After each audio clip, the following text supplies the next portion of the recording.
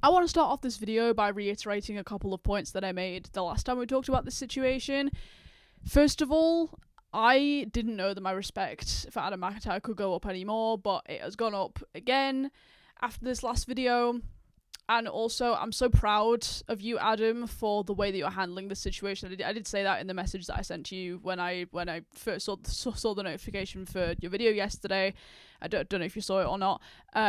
But yeah, I am so incredibly proud of how you're handling this situation, because the way that he's been able to stay so kind of cool and collected, obviously the emotions are coming through a little bit, but the level of maturity that's being shown here is underrated, I feel like, especially amongst content creators and this kind of thing. Like, when something like this happens, and I agree that Joshua David Evans has gone completely too far with this, and the way that, like I say, Adam's been able to just be the adult in that situation, and he said this, but like he said this himself, I truly believe he's the only one acting like an adult in this situation, and that came across so much more in the video he uploaded yesterday than it has in any of the other videos where he's been talking about this situation, and I just want to applaud that, because you are an adult and you've shown people that, and you've shown people that you can handle situations like that with this level of maturity, which is rarely seen. So, just want to start off with that point. And the second point I want to reiterate is that Joshua David Evans has a whole ass life outside of Colleen Ballinger, and yet seems to still be obsessed with Colleen Ballinger. And that is sitting so hard and heavy within this whole situation. That's the one thing that sticks out to me the most, is he is an obsessed, sad little man. I'm saying it again, he is a sad little man, and he is. This is insane behaviour from a 42-year-old who has been divorced from Colleen for going on 10 years. It's insane. But let's get into the emails and the texts of it all. Let's get into this latest video, because it's insane. But again, I just wanted to reiterate how proud I am of Adam for doing this, because I feel like this was the right move, and this was the right time. The timing of everything, and again, the way he's handled this has been so good, that when I saw that notification, I was like, yes, let's fucking go. I messaged you, Adam, when you shared it on your story, and I was like, I am locked in. And I told them that I was going to make this video, and here we are. So if you choose to react to this on your stream or whatever, regardless, I hope you watch this video, because I really just want to convey just how much I am applauding you for this situation.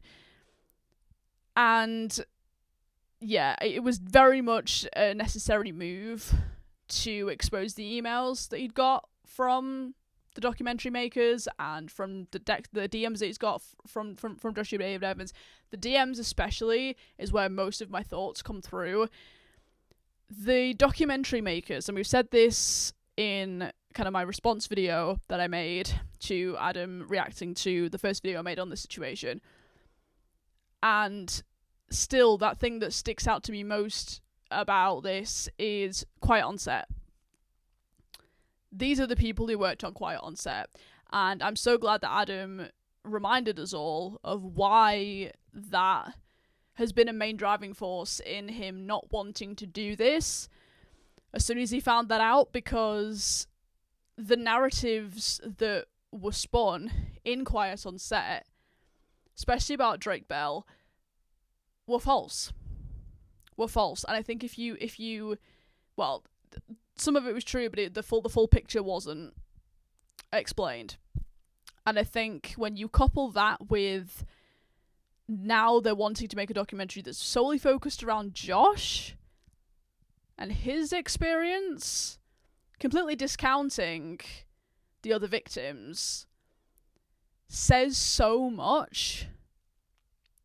And we shouldn't be ignoring that. And again, I'm so glad that Adam did this video where he exposed everything, because it really put that point across that to me was already there, but I know for some other people they really needed it hammering home, and they needed all the details exposed and ironed out, laid out on the table for them all to see. And he was saying in the video, like, this is how he feels best to handle this situation, is just be like, well, I'm going to put all this out and I'm just going to let the audience decide. And again, that just shows a level of maturity that, again, I am applauding him for, because that was the correct move. This whole thing, especially when it comes to any other kind of scandal, when you're dealing with a controversy, especially when you're online, it's like a game of chess. You've got to make just the right moves at the right time in order to have this be as smooth sailing as possible. And when you're being given these curveballs, like the DMs from Joshua David Evans, it is so incredibly important that you make those moves and everything aligns where it's meant to align. And Adam has done his damnedest best to do that. And I think it's being executed and conveyed very, very well. So, yeah, the documentary makers, why could they have not taken no for an answer? Like, for real. I mean, one thing I will say, Adam, I think if it was me personally, I would have just responded to the first email and been like, this isn't something I'm interested in, and let that be that.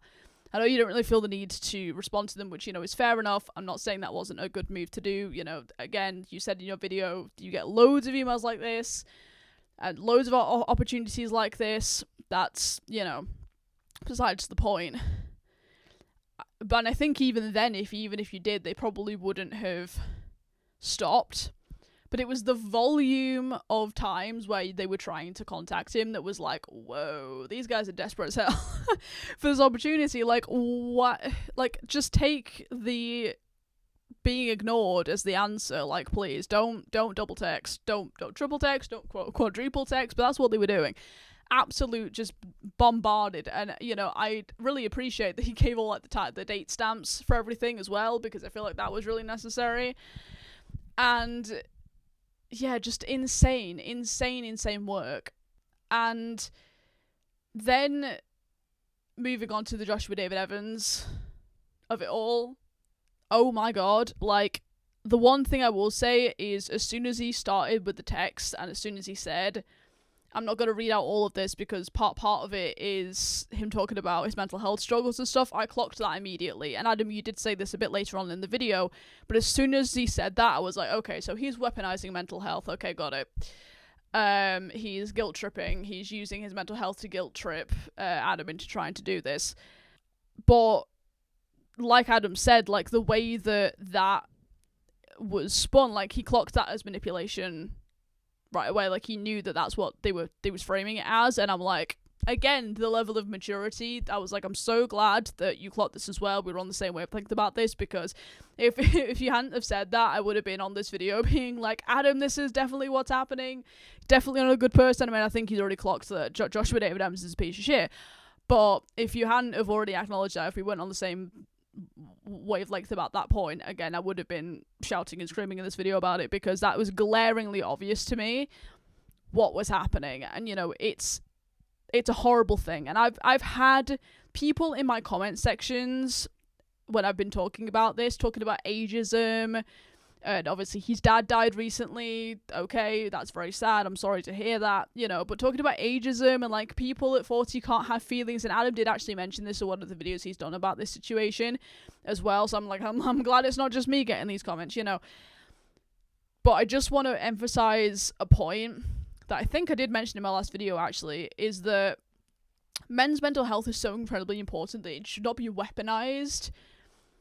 And also, there's a level of maturity that you should have by the time you're 42. And the fact that Adam's got more maturity about the situation at 23 says so much. Says so much.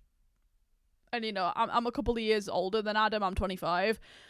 But the way that, again, like, the level of maturity, it's like, it's a toddler throwing a tantrum. Like, what is going on? He's in forums and the snark Reddit and all these things. and he's harassing his community, live posting on his Instagram stories when Adam's streaming about the subject, like, and he showed a few of the screenshots that the snark had posted, and I was like, what in the 13-year-old who's going through some kind of friendship breakup snark is this? It was so catty and so petty and so like, what the fuck are you on? You know what I mean? It's actually, it's fascinating in a very, very scary and infuriating way. And again, you know, I've seen that for some reason, like, the people I've encountered in that kind of age group have all exhibited some kind of traits of narcissism. I mean, maybe that's just the people I've met in my life, I guess. But there are certain just generations as well that just don't seem to have an ability to take any kind of accountability. It's insane. But again, Joshua David Evans, you're 42 years old, my guy. What are you doing? What are you doing? And, you know, there's a point I want to make as well that Adam mentioned, that this is the Josh that Colleen had been telling them about when they were going through the divorce. And I've been constantly thinking about this when I think about the situation, because I'm thinking, obviously we shouldn't be defending Colleen on any point that she did anything at all, because she is a absolute weirdo. And that's an understatement. But was this the one point where she was right, maybe? Was this the one point where maybe we should have listened to her a little bit? And Adam said when he was talking about the mental health side of things that he's felt in the past that, like, being forced to do things, forced to say things, forced to kind of say yes to things.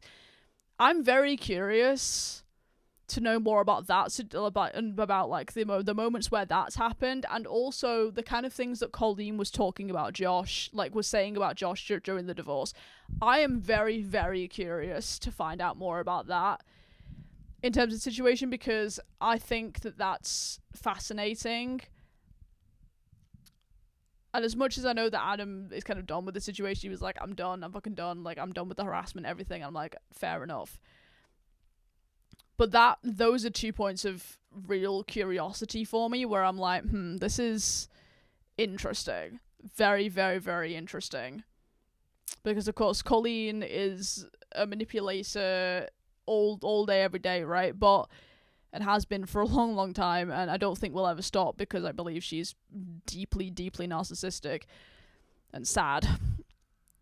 But I'm also very, very curious to hear what she was saying about Josh, and now that Josh has definitely exposed himself as just as much of a narcissist and just as much of a baby as anything else, you know, that, like I say, just keeps coming up in my head. Is what was being said. And going back to another point that I want to make, actually, going back to the documentary maker side of things, it was the way that it was framed as, you'll get a lot of opportunities from this in industry and like big mainstream networks. Since when has Adam ever expressed any kind of interest in doing that? Or like wanting that as part of his career? Please. If you watch it, I mean, this is just the impression I get. If you watch, and this is why I love Adam's content so much, is there's one thing that I get from Adam's content. It's contentment with the community, just being just settled. Not necessarily saying that he doesn't want more for his career and everything, and like more opportunities, sure. But especially with this Colleen situation, it's settled. He talks about it when he needs to, it's about like this situation. But he's settled, he's happy with his community, he's happy, he's contented with what, you know, he's got at the moment. I don't see this hunger to go out and like get mainstream opportunities the same way that maybe Miranda Sings did with Netflix. Not the same situation at all. So that was what struck me. I was like, who do you think Adam is? Like, really? I know, like, as a documentary maker, you're gonna like flex all of your links and stuff, but I'm just like, who are you? You know? It's insane. And the fact that Josh was also kind of saying that, being like, this could be picked up by like big mainstream platforms. But I know in my first video I was like, I bet it's Hulu who's interested, right? But it could be Netflix, it could be Disney Plus, it could be Prime, maybe HBO Max, anyone, right? It could be anybody. And you know, you blanked out all the important bits, which I thought, well done for that, protecting your own back there, and just like the sensitive information that doesn't really matter, really. But yeah, that was very interesting, because it just shows that they are so about exposing what they can. And again, this is the thing. This whole situation is, who wants this in 2026? Where were you in 2023 of it all? You know, like, that was also what stuck out for me, was like, all they want to do is make some kind of spectacle, some kind of profit.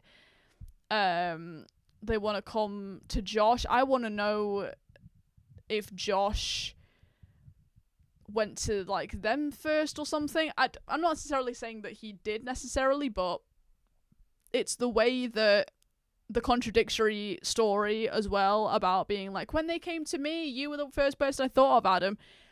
And yet then the contradictory of that and the hypocrisy of his stories was very glaringly obvious to me. So it's just all very, very, very bizarre. And again, I thought it was a very good move, him exposing all of these texts. Very, very good move. Because it shows how inconsiderate and selfish not only the documentary makers are, but also Josh. You know, Adam said this in a few times in his video, but like, the way that they are not mentioning any of the other victims in this is crazy. And also I liked the fact that now we have the information that it's his wife and two best friends that are involved in this documentary. What? Maybe his two best friends were involved in the divorce. Maybe he was, you know, ranting about that to them about Colleen, whatever, right? Maybe. But, like, what? Even as a wife, like, how do you feel when your husband is still obsessed with his ex-wife? That must be so, like, not to give her too many lashings, because we don't really know her, but, like, I would have run away so much sooner if my partner was still obsessed with their ex. Like, it's not even rocket science. Like, if someone's constantly talking about their ex or constantly obsessed with their ex, you don't get with them. You don't marry them. It's a red flag. It's one of those things where it's like a known red flag. If somebody's talking about this, you run a mile.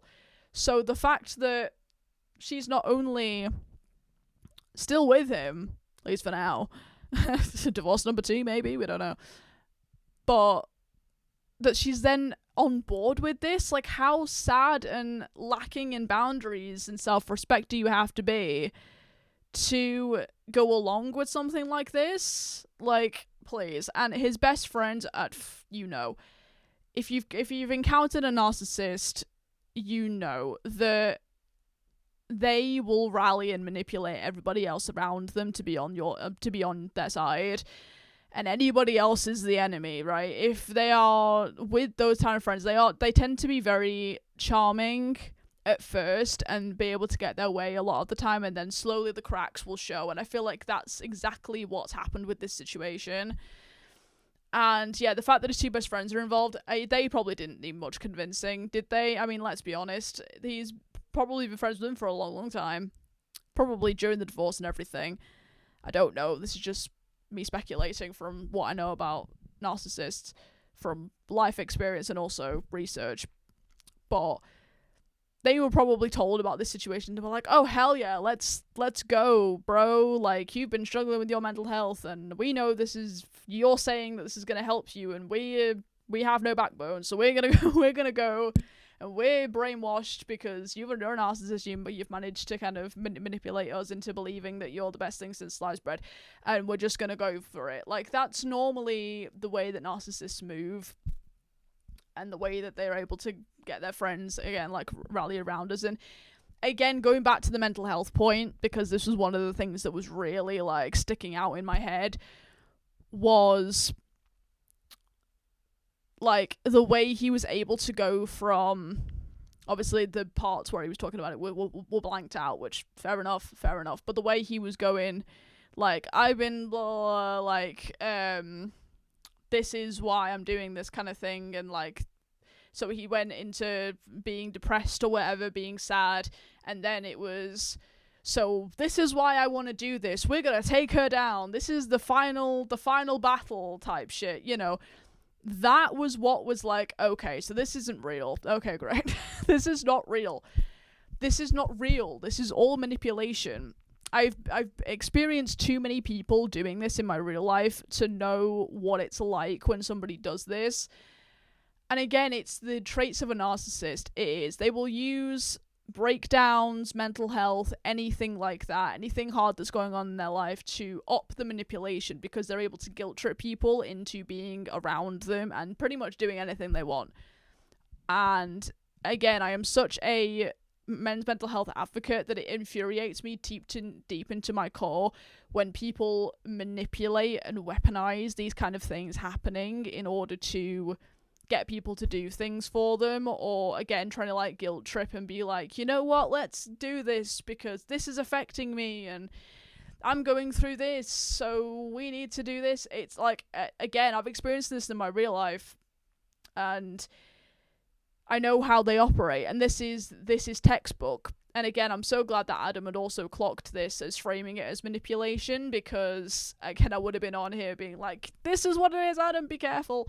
Not that I think that he wasn't being careful anyway, but not only am I a men's mental health advocate, but I'm also fervently like the signs of a narcissist and the signs of, especially like in relationships, I've done content on here, you know, it's a lot of the reason why I'm doing my Danielle Walter series was because I went through an abusive relationship with a narcissist, and you know, I know from healing from that what the signs are, and I just feel like it's not talked about enough. So any opportunity I get to be like, this is narcissistic behavior, this is a sign, be careful, they're trying to manipulate you, I'm gonna be all on that. I'm on that all day every day. And yeah, I just wanted to reiterate what a good move this was. You know, hopefully people now see what Josh is capable of, what he's like. It's insane that he's doing this so close to VidCon. Again, I said this in my last video, on the home stretch, why does this have to happen? And that's still my opinion of just being like, come on, we can do this. Adam said that VidCon are not happy about this, and they are aware of what's going on, which I'm really, really glad about. You know, it's a shame that Adam's probably not going to get invited back because he's been too much of a problem, even though the problems are nothing to do with him. VidCon, you're not watching this, but like VidCon, calm the fuck down. I mean, I understand it's obviously stressful when you're having to non-invite people and cancel people, whatever, but like still, this, you have to acknowledge this is not Adam's fault. All he wanted to do was be there for the muckers in Anaheim, okay? I wish I could go, but I'm stuck in the north of the UK. Anyway, but you know, I would love to go to Anaheim, like Disney and stuff. It'd be great, but maybe one day we'll go over there. But anyway, but yeah, I just wanted to say that. But the fact that Josh is a YouTube manager also is insane. I mean, yeah, there's a whole discourse about agencies and things like that. You don't need an agency to be a successful YouTuber, by the way, and manage your sponsorships and things. Just for anybody curious, you don't need them. There are plenty of people who've had agencies who dropped them because of reasons, you know, Adam being one of them as well. Do you guys remember during the Chronicling Online Tour debacle? Again, I'm a mucker down, I remember everything. And that was insane, that whole situation. But, you know, again, you do not need them. But so the fact that, and actually there's been a lot of controversy over the years about them taking a lot of money off people, like it's not fair shares in terms of how much money people get, is very interesting to me as well. And then knowing Josh's like exposed personality now, this is all it all makes sense. It all makes sense. Lies and manipulation, that's all day long, that's what's happening. And I truly hope Adam has a safe VidCon. I know that, you know, he's now having to get security because of all this situation, which is insane. But hey, again, like I said in the vlog where I mentioned this, him and Kat will probably make a friend by the end of the trip, you know, which is going to be really funny. I'm actually really looking forward to see if the security guard actually makes an appearance in the vlogs. That will be TSL. That would be a key. But yeah, again, Adam's so incredibly proud of the way you've handled the situation. I think it's incredibly well done and shows a level of adult maturity that no one else is showing in this situation. So well done for that. Mother Mucker, we are all behind you. Joshua David Evans needs to put that sunflower emoji to bed. Oh my god. It's the way he changed his YouTube description to it as well, and like, it's just all up in the Reddit. Anyway. Again, I would love to know what Colleen back in the day was saying about Josh during the divorce. I would love to know about all that because, again, not to defend Colleen on anything, but I truly think that maybe she was right about this one thing, perhaps. But yeah, hope you guys are all doing well. Adam, if you're watching this, hope you're doing well as well. Again, this is the home stretch to VidCon. We can do it. It's going to be great. It's going to be a fun time. The security guard's going to be a key. It's going to be fantastic. And if you're watching this, thank you so much for supporting my channel as well. It's been really fun. The last week was insane with you reacting to this on stream.